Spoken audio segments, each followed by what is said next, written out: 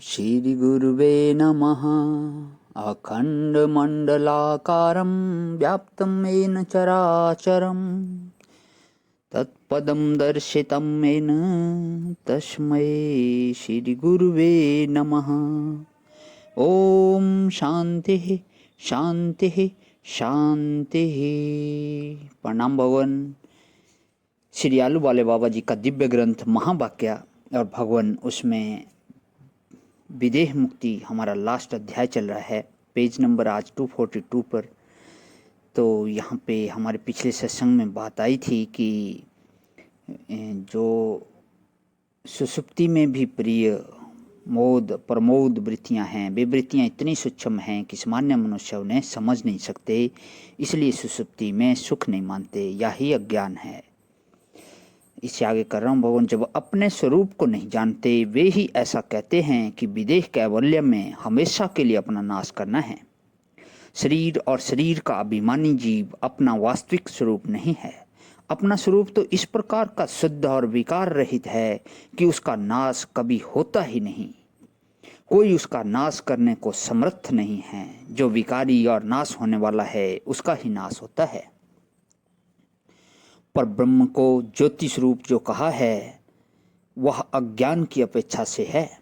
पर ब्रह्म अग्नि के समान उष्ण और जलाने वाला नहीं है। जैसे अग्नि अग्नि को नहीं जलाता, जल जल को नहीं भिगोता, इसी प्रकार ज्योति स्वरूप आत्मा को ज्योति स्वरूप पर ब्रह्म नहीं जलाता। आत्मा विकारी ना होते हुए भी विकार वाली अविद्या के साथ अज्ञान से उसका एकम एक भाव होने से वह अपने को मरने जीने वाला और सुखी दुखी विकारी समझता है। इस अज्ञान की निवृत्ति ही विदेह कैवल्य है। वस्तुतः तो आत्मा का विदेह कैवल्य अखंडित ही है। व्यवहार दशा में व्यक्ति भाव वाले को समझाने के निमित्त विदेह शब्द की योजना है। इसका मकसद सिर्फ जो है समझाना है। सदेह ना होना समझाने को विदेह कहा है। तत्व में तो कोई प्रतिपक्षी ही नहीं है, इसलिए सदेह अथवा विदेह की वहाँ कल्पना ही नहीं हो सकती। जिसको ऐसा भाव है कि मेरा नाश होता है उसे ही नाश होने की कल्पना होती है।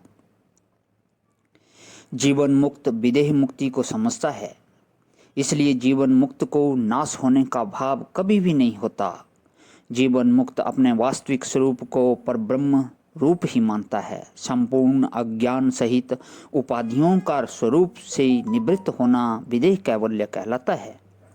भोग की प्राप्ति भोक्ता को होती है। जो महाभोक्ता है उसे पृथक भोग की प्राप्ति कहाँ।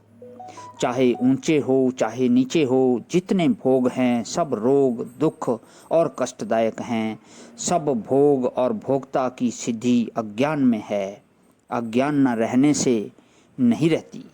परम तत्व में भोग और भोक्ता कोई नहीं है।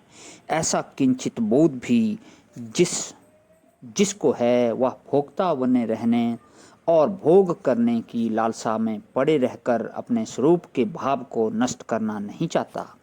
बहुत सुंदर, बहुत गूढ़ बात आ गई। एक बार फिर ले रहा हूँ। परम तत्व में भोग और भोक्ता कोई नहीं है। ऐसा किंचित बोध भी जिसको है वह भोक्ता बने रहने और भोग करने की लालसा में पड़े रहकर अपने स्वरूप के भाव को नष्ट करना नहीं चाहता। जिसे लौकिक ऐश्वर्य अति प्रिय है वह परम तत्व का अधिकारी ही नहीं है। ऐसा मनुष्य भोग की लालसा से बारंबार दूसरे का भोग बनकर अपने को कुचल देना ही चाहता है। धिक्कार है उसे। विदेह मुक्ति में पृथक भोक्तापना न होते हुए भी महाभोक्ता होने से योग के आनंद से अनंत गुणा आनंद स्वरूप में है। वाह भगवान। एक बार फिर, धिक्कार है उसे। विदेह मुक्ति में पृथक भोक्तापना न होते हुए भी महाभोक्ता होने से योग के आनंद से अनंत गुणा आनंद स्वरूप में है। वह अज्ञानियों के समझने तक का विषय नहीं है। जीवन मुक्त स्वानुभव से ही उस परमानंद का समाधि में अनुभव कर सकता है। प्रणाम भगवान। आज ही विराम। ओम शांति शांति शांति।